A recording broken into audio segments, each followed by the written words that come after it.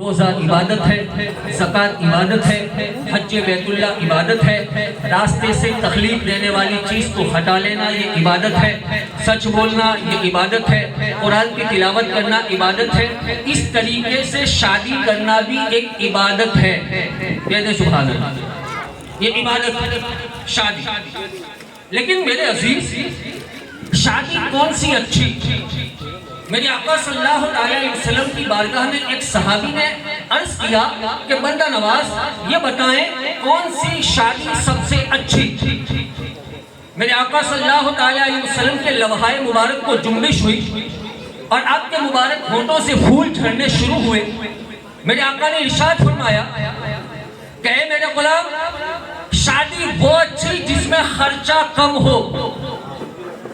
कौन सी शादी अच्छी? बस जिसमें खर्चा कम हो। हमारे यहाँ शादियों में कहाँ ज्यादा खर्चा होता है। अच्छी खासी तो शादियाँ होती है, 10 लाख 12 लाख रुपए, 9 लाख रुपए, 6 लाख रुपए, 8 लाख रुपए। ये कोई खर्चा थोड़ी है। बताएं ये कोई खर्चा है? बोले इतना तो महंगाई के जमाने में हो जाता है, 7-8 लाख रुपया है कि नहीं? बहुत ज्यादा है। अगर आपको ये रकम कम लगती है तो आप मस्जिद के तामीरी काम में देख के बताएं। आपको ये रकम अगर कम लगती है तो आप किसी गरीब की बेटी की शादी में देकर बताएं, तब हम मानेंगे कि वाकई इन पैसों का कोई मोल नहीं, इन पैसों की कोई कीमत नहीं। मेरे अजीज, शादी वो अच्छी जिसमें सबसे कम खर्चा हो।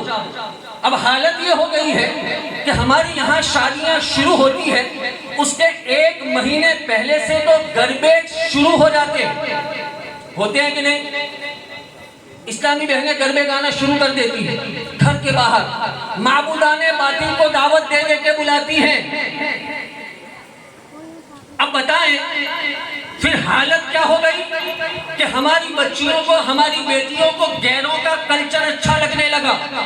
ये तो गैरों का तरीका है, ये हमारा है नहीं। और इसका खामियाजा हमें क्या भुगतना पड़ रहा है, हम और आप जानते हैं कि नहीं? इंस्टा का इस्तेमाल करते हैं, सोशल मीडिया का भरपूर इस्तेमाल करते हैं, यूट्यूब को देखते हैं, लेकिन देखने वाली चीजों को देखते नहीं।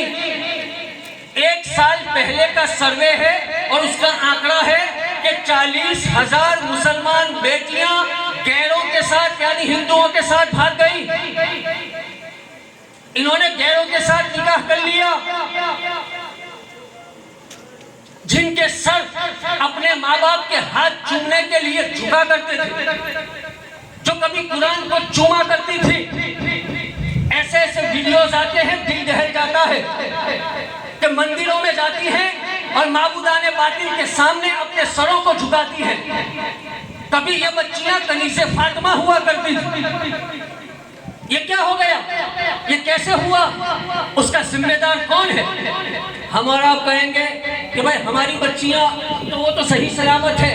मेरे अजीज, अगर यही सोच हमारी है तो हमारी हालत कस्साब की उस मुर्गी की तरह है कि जब कस्साब पिंजरे से एक मुर्गी को निकालने के लिए हाथ डालता है तो सारी मुर्गियां पहले चीख पड़ती हैं, लेकिन जब एक मुर्गी को निकाल लेता है तो सारी मुर्गियां मुतमईन हो जाती हैं कि चलो ये तो इसका नंबर था, मेरा नंबर अभी आया नहीं है। लेकिन वो मुर्गियां जानती नहीं है कि आज इसकी बारी थी, इसका गोश्त बिक जाएगा, उसके बाद तुम्हारी भी बारी है। कैसे कैसे बच्चियां बाइक पर बैठकर नारे लगाती हैं, लेकिन हमारी कौम है कि झूठी तू होने के लिए तैयार नहीं।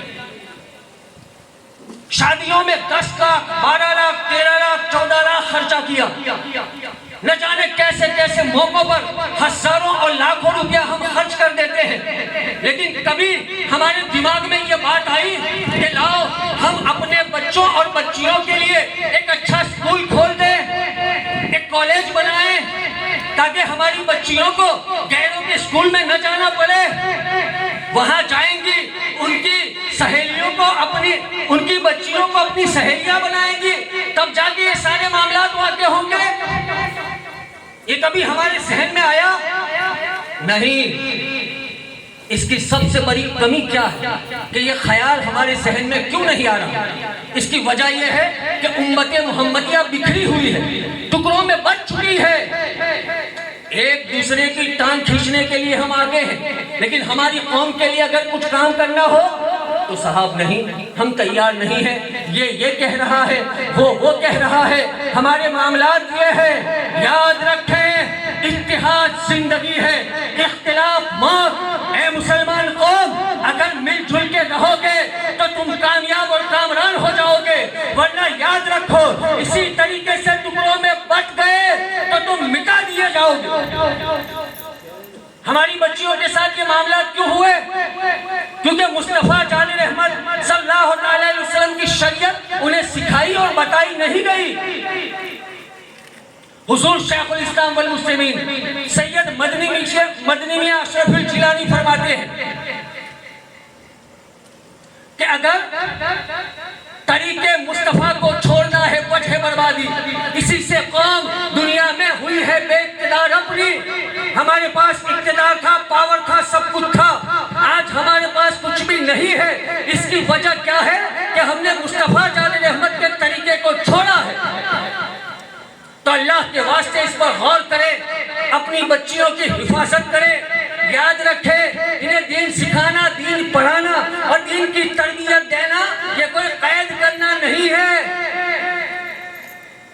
इंशाअल्लाह ताला फिर कभी मौका मिला आगे बात करेंगे। अब बिला ताखीर मैं